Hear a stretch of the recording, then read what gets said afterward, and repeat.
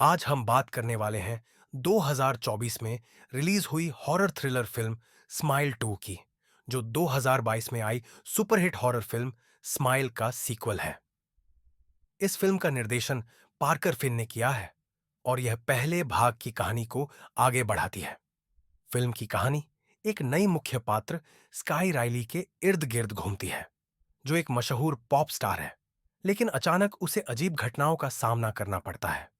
वह धीरे धीरे एक भयानक शाप की चपेट में आ जाती है, जिससे बचना नामुमकिन लगता है। तो चलिए, बिना किसी देरी के इस डरावनी कहानी का रीकैप शुरू करते हैं। फिल्म की शुरुआत न्यूयॉर्क की एक मशहूर पॉप सिंगर स्काई राइली से होती है, जो एक बड़े म्यूजिक टूर की तैयारी कर रही होती है। स्काई बाहर से तो खुशहाल जिंदगी जी रही होती है, लेकिन अंदर से वह बहुत तनाव में रहती है। उसकी मां एलिजाबेथ, जो उसकी मैनेजर भी है, हर वक्त उसे परफेक्ट रहने का दबाव देती है। इसी दौरान स्काई को अचानक अपने बचपन के एक पुराने दोस्त लुइस फ्रिगोली का फोन आता है। लुइस बहुत घबराया हुआ लगता है और स्काई से मिलने की जिद करता है। मजबूरी में स्काई उससे एक होटल में मिलने जाती है। वहां लुइस उसे बताता है कि वह एक भयानक सांप की चपेट में है, जो उसे मार डालेगा। स्काई को लुइस की बातें बेतुकी लगती हैं, लेकिन अगले ही पल लुइस के चेहरे पर एक खौफनाक मुस्कान आ जाती है और वह अपनी ही जान ले लेता है। इस घटना के बाद स्काई का मानसिक संतुलन बिगड़ने लगता है। उसे हर जगह अजीबोगरीब मुस्कुराते हुए चेहरे दिखने लगते हैं। कभी कभी उसे ऐसा भी लगता है कि कोई उसे देख रहा है, लेकिन जब वह मुड़कर देखती है तो वहां कोई नहीं होता। धीरे धीरे स्काई को एहसास होता है कि लुइस की मौत कोई आम आत्महत्या नहीं थी, बल्कि वह एक शाप का हिस्सा था। यह वही शाप है जिसने पिछली फिल्म में रोज कॉटर को भी अपना शिकार बनाया था।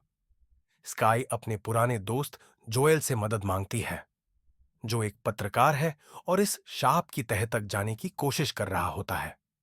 जोएल बताता है कि यह शाप उन लोगों को घेरता है जिन्होंने किसी की भयानक मौत अपनी आंखों से देखी हो। अब यह शाप स्काई को अपने अगले शिकार के रूप में चुन चुका है।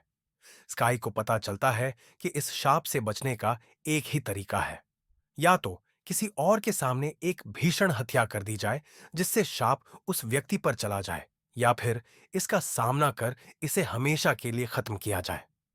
लेकिन क्या स्काई के पास इतना समय बचा है? जैसे जैसे दिन बीतते हैं, स्काई की हालत और खराब होती जाती है। उसे अजीब सपने आते हैं, जिसमें लोग खौफनाक मुस्कान लिए उसकी तरफ बढ़ते हैं। उसे अपनी परछाई भी डराने लगती है।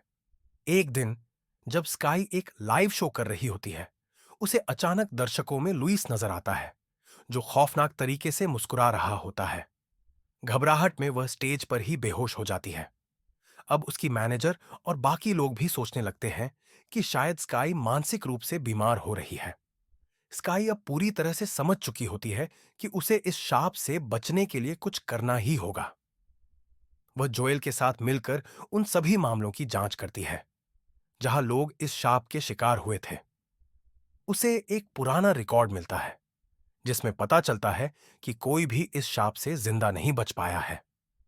स्काई की मुलाकात एक आदमी मॉरिस से होती है, जिसने इस शाप को करीब से देखा था। मॉरिस उसे बताता है कि उसने अपने दिल की धड़कन कुछ देर के लिए रोककर इस शाप को हराने की कोशिश की थी, लेकिन वह नाकाम रहा। स्काई अब तय कर लेती है कि उसे भी कुछ ऐसा ही करना होगा। आगे क्या होता है? क्या स्काई इस शाप से बच पाएगी? क्या वह किसी और को इसका शिकार बनाएगी? या फिर यह